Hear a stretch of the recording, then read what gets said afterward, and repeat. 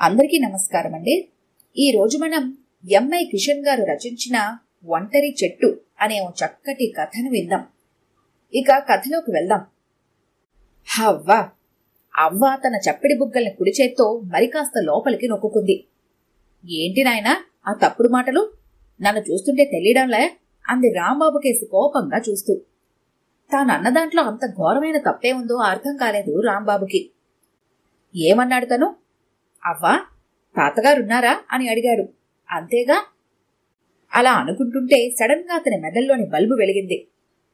ఓ, అవ్వ అలా అపార్థం చేసుకుందన్నమాట. విషయం అర్థమైపోవడంతో, చచా, నా ఉద్దేశం అది కాదవ్వా, తాతయ్య గారు ఇంట్లో ఉన్నారా అని అడుగుతున్నానంతే అన్నాడు అవ్వ కళ్లల్లోకి సారీ అన్నట్టుగా చూస్తూ. రూపాయి కాసంత కుంకుమ బొట్టు అవ్వ నుదుట అంత స్పష్టంగా కనిపిస్తుంటే తాతయ్య గారు అసలు ఈ లోకంలోనే లేరేమో అనుకోవడానికి తనకేమన్నా పిచ్చా? అవ్వే తొందరపడి అనవసరంగా అపార్థం చేసుకుందంతే. విల్లులా ఉంగిపోయిన నడుము, ముగ్గుబుట్టలా పండిపోయిన జుట్టు, క్రేప్ సిల్క్ గుడ్డలా మడతలు పడిపోయిన చర్మం, వడిలిపోయిన తోటకూర కాడలా వేలాడిపోతున్న శరీరం, ఓత కోసం చేతబుచ్చుకున్న కర్ర. చెప్పకనే చెబుతున్నాయి ఆమె వయసు 80 పైమాటేనని. అవ్వకి ఇంత వయసుంటే తాతయ్య గారికి ఇంకెంతుండాలి? అవ్వ తన ప్రశ్నలలా అపార్థం చేసుకోవడం సబబే అనిపించింది రాంబాబుకి ఆమెనంత పరిశీలనగా చూశాక. అతని ఎక్స్ప్లెనేషన్ కి అవ్వ శాంతించినట్టుంది. ఆమె ముఖంలోని కోపం మటుమాయమైపోయింది. తొందరపాటు నాదేలే నాయనా అంది బిడియంగా తలదించుకుంటూ. ఆయన ఇంట్లోనే ఉన్నారు అంది ఏదో నములుతున్న దానివల్లే చప్పిడి దవళ్లాడిస్తూ. ఒకసారిలా పిలుస్తావా అన్నాడు రాంబాబు. పిలిచిన ఆయన రాలేరు గాని ఇంతకీ నువ్వెవరనాయనా అని అడిగింది అవ్వ. పాపం, ముసలాయన మంచాన పడ్డాడన్నమాట, అందుకే పిలిచినా రాలేరులే అంటోంది అవ్వ. మనసులో అనుకొని తానే పని మీద వచ్చింది చెప్పాడు రాంబాబు. ఓల్డేజీ పెన్షనా? ఆయన కాలు చెయ్యి తిన్నగా ఉన్నంత వరకు మాకు ప్రభుత్వ సాయమే కాదు, ఇంకెవరి సహాయమూ అక్కర్లేదులే నాయనా అంది అవ్వ. అంటే ముసలాయనింకా మంచాన పడలేదన్నమాట. ఇప్పటికి కూడా ఇంకా పనిచేసి సంపాదించగలిగే స్థితిలోనే ఉన్నాడన్నమాట. బాప్రే బాప్. ఇప్పటి వాళ్ళు 50 దాటితే చాలు గుండెపోటో మరొకటో వచ్చి పుటుక్కున టపా కట్టేస్తున్నారు. అలాంటిది తాతయ్య గారింకా హెల్దీగానే ఉన్నారంటే ఏవైనా ఆ తరం వాళ్ళు ఆరోగ్యమే ఆరోగ్యం. మరి పిలిచినా రాలేరులే అంటోందేంటి అవ్వా? కొంపదీసి వినికిడి శక్తిగాని తగ్గిపోయిందా? ఆ మాటే అడిగాడు రాంబాబు అవ్వని. అందుకు జవాబుగా, ఎందుకు వినిపించదు నాయనా, బాగానే వినిపిస్తుంది, ఆయనకే రాయిలా ఉన్నారు అంది అవ్వ. మరి పిలిచినా రాకపోవడం ఏమిటి? అంతేలే నాయనా, కుర్చీ వేసుకుని ఆ కిటికీ పక్కన చేరారు అంటే ఇంక ఒంటి మీద స్పృహే ఉండదు ఆయనకి. ఉందిలే మా పక్కింట్లో ఓ తిప్పులాడి, ఆ కిటికీ పక్కన కూర్చుంటే వాళ్ళ పెరడంతా కళ్లకు కట్టినట్టు కనబడుతూ ఉంటుంది. ఆ మహాతల్లెప్పుడు పెరట్లోనే చస్తుందాయే. ఈయన గారక్కడ కూర్చొని దానికేసి గుడ్లప్పగించి చూస్తూ ఉంటారు. ఏం చెప్పమంటావులే నా బాధ. నేనా ముసలి డొక్కునైపోయానాయే. అవ్వ ఊతకర్రను వదిలేసి మరీ చేతులు తిప్పుతూ అలా అంటుంటే రాంబాబుకి మతిపోయినట్టే అనిపించింది. ఈ వయసులో అవ్వకి తాతగారి మీద అనుమానమా? అవ్వ, ఎంత ఘోరం!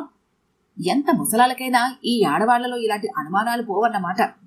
లోలోన ఆశ్చర్యపోతూ, చచ, అలా అయ్యుండదులే అవ్వా, ఏదో చల్లగాలి కోసం తాతయ్య గారు అక్కడ కూర్చొని ఉంటారేమోలే అన్నాడు రాంబాబు.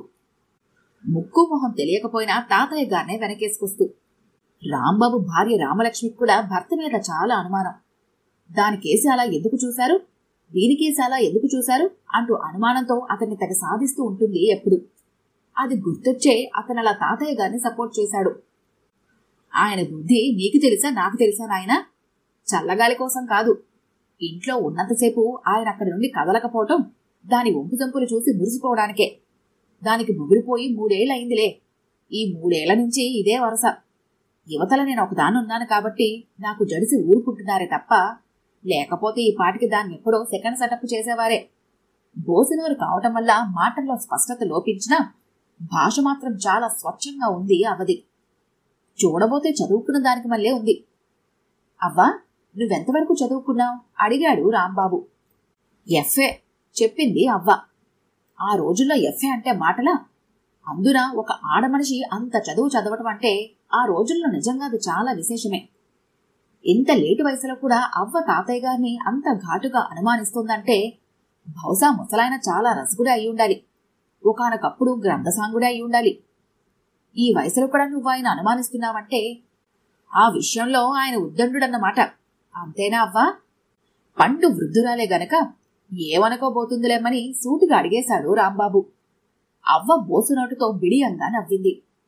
కాబట్టే కదా నాయనా, జీవితంలో అసలు పెళ్ళే వద్దనుకున్న నేను 38 వయసులో అప్పట్లో ఆ 17 కుర్ర కుక్కకి లొంగిపోయింది. ఆయనకి భార్యనే కూర్చుంది. అవ్వలా అంటుంటే రాంబాబు ఆశ్చర్యపోయాడు. అంటే తాతయ్య గారు నీకన్నా 21 చిన్నవారా అవ్వా? లెక్క ప్రకారం అయితే అంతే, కాని చూడ్డానికి ఇంకా చిన్నవారిలా కనిపిస్తారు. చూడాలనుకుంటే లోపలికెళ్ళు నాయనా, పర్వాలేదు అంది అవ్వ. కుతూహలం రాంబాబుని వెంటనే ఆ ఇంటి అరుగుమేంచి ముందరు గదిలోకి నడిపించింది. అవ్వ భర్త నిజంగానే ఆ గదిలో ఓ కిటికీ దగ్గర కూర్చుని అవతలకి చూస్తున్నాడు. కిటికీ కావల పెరట్లో తీగ మీద బట్టలు ఆరేస్తూ ఓ 40 ఏళ్ల స్త్రీ. గాలిగుమ్మటంలా నిండుగా బుద్దుగా ఉంది. ఎత్తుగా ఉన్న తీగ మీద ఆమె చేతులు పైకెత్తి బట్టలు ఆరేస్తూ ఉంటే ఆమె అందం మరింతగా కనిపిస్తోంది. అయితే అవ్వ భర్త ఆమె వంపు సొంపుల్ని చూసి మురిసిపోతున్నట్టుగా అనిపించలేదు రాంబాబుకి. అసలు ఆయన చూపులు ఆ స్త్రీ మీద ఉంటే కదా.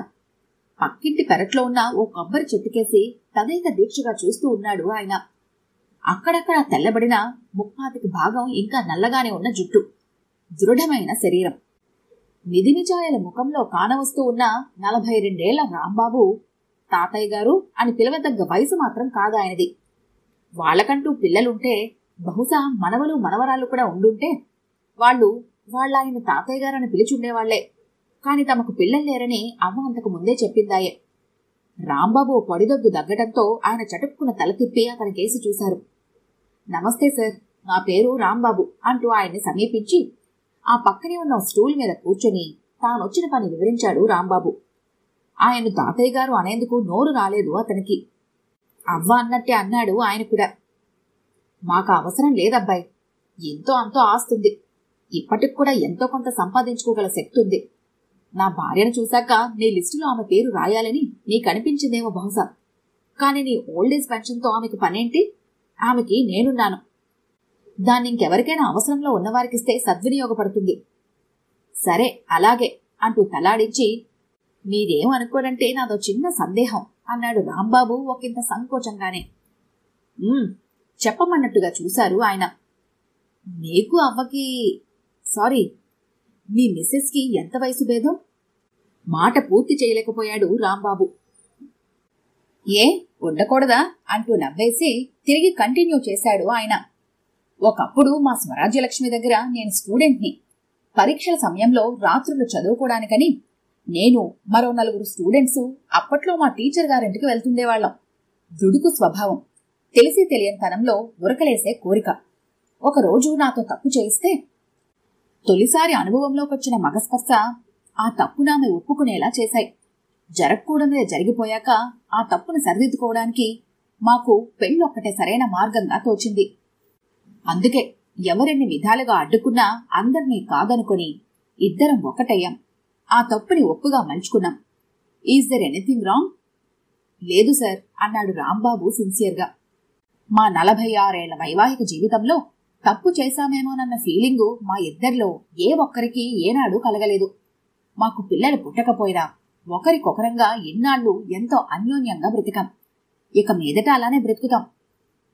కానైతే పేరుకు నేను తాతయ్యనే అయినా చూపులకు మాత్రం తాను నిజంగానే అవ్వైపోయిందిగా. అందుకనే ఇప్పుడిప్పుడే చిన్న ప్రాబ్లం స్టార్ట్ అయింది. అవ్వగారికి ఈ తాతయ్య మీద చిన్న అనుమానం. అఫ్కోర్స్ ఇంకా పెనుభూతమైతే కాలేదనుకో అంటూ నవ్వేశాడు ఆయన. అయితే మీ పేరే తాతయ్య గారా సార్ అడిగాడు రాంబాబు. గారు లేదు, ఉత్త తాతయ్యే అంటూ మరోసారి నవ్వేశాడు ఆయన. అంతలో అవ్వ 2 గ్లాసుల్లో చల్లటి మజ్జిగ తెచ్చి అందించింది వాళ్ళిద్దరికీ. అది కాస్త కడుపులో పడ్డాక భలే విచిత్రమైన జంట అని మనసులో అనుకొని వారి వద్ద సెలవు తీసుకుని మరో ఇంటికేసి సాగిపోయాడు రాంబాబు.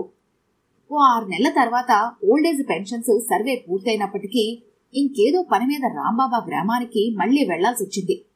వచ్చిన పని పూర్తయ్యాక ఒకసారి తాతయ్య గారిని అవ్వని చూడాలనిపించి వాళ్ళింటికేసి దారితీశాడు. రాంబాబు వెళ్లేసరికి అవ్వ ఇంట్లో లేదు. తాతయ్య గారు కిటికీ దగ్గర కూర్చొని పక్కింటి పెరట్లోని కొబ్బరి చెట్టుకేసి చూస్తున్నారు. తాతయ్య గారు అవ్వలేదా? రాంబాబు ప్రశ్నకు ఉలిక్కిపడి ఆయన వెను తిరిగి చూశాడు. ఎవరు అన్నాడు రాంబాబుని చప్పున పోల్చుకోలేక. నేను సార్, రాంబాబుని. ఓల్డేజ్ పెన్షన్స్ లిస్టు తయారు చేస్తూ ఓసారి మీ ఇంటికొచ్చాను. గుర్తొచ్చానా? అతనలా గుర్తు చేశాక, ఓ నువ్వా అబ్బాయి, రా అన్నాడాయన రాంబాబుని గుర్తుపట్టి. క్రితంసారి వచ్చినప్పుడు రాంబాబు ఏ స్టూల్ మీద కూర్చున్నాడో అదే స్టూల్ ఇప్పుడు కూడా అదే ప్లేస్లో ఉంటే రాంబాబు వెళ్లి దాని మీద కూర్చున్నాడు. తాతయ్య గారు కిటికీలోంచి కొబ్బరి చెట్టు కేసి చూస్తూ అన్నాడు, ఆ కొబ్బరి చెట్టు పక్కనే మేము ఇంట్లో చేరిన మొదట్లో ఇంకో కొబ్బరి చెట్టు ఉండేదబ్బాయి. అప్పట్లో ఈ చెట్టు చాలా చిన్నది, ఇంకో చెట్టు అప్పటికే చాలా పెద్దది. అందుకే కావచ్చు ఆ చెట్టు ఓ 3 ఏళ్ల క్రితం ముందుగా చచ్చిపోయింది. చిన్న చెట్టు ఒంటరిగా మిగిలిపోయింది. ఆ ఒంటరి చెట్టును చూసి నేనెప్పుడూ భయపడుతుండేవాణ్ణి, బాధపడుతూ ఉండేవాణ్ణి. వయసులో నాకన్నా పెద్దదైనా నా స్వరాజ్యం ఎప్పటికైనా నన్ను అలా ఒంటరివాణ్ణి చేసి వెళ్ళిపోతుందేమోనని. చివరికి నా భయం నిజమే అయ్యింది. అంటే అవ్వలేదు, ఇక రాదు అన్నాడాయన 2 చేతుల్లో ముఖం దాచుకుంటూ. అప్పుడు గమనించాడు రాంబాబు, తాతయ్య గారు గతంలో పోలిస్తే ఇప్పుడు ఎంతగా శుష్కించిపోయారో. ఆయన ఊపిరి కళ్లల్లోనే ఉన్నట్టుగా ఉంది. అక్కడ మరో పోర్షన్ కట్టించడానికి రేపో మాపో వాళ్ల ఒంటరి చెట్టుని నరికేబోతున్నారు. ఈ ఒంటరివాడి మీద ఆ భగవంతుడు ఎప్పుడు దయతలుస్తాడో అంటూ తాతయ్య గారు కన్నీళ్లు నింపుకుంటుంటే, ఊరుకోండి సార్ అనబోయాడు రాంబాబు. కాని అప్పటికే అతని కంఠం ఊడుకుపోయింది. ఈ కథ కనుక మీకు నచ్చినట్లయితే లైక్ చేయండి, షేర్ చేయండి. మరిన్ని ఇంట్రెస్టింగ్ కథల కోసం మా ఛానల్ని తప్పకుండా సబ్స్క్రైబ్ చేసుకోండి.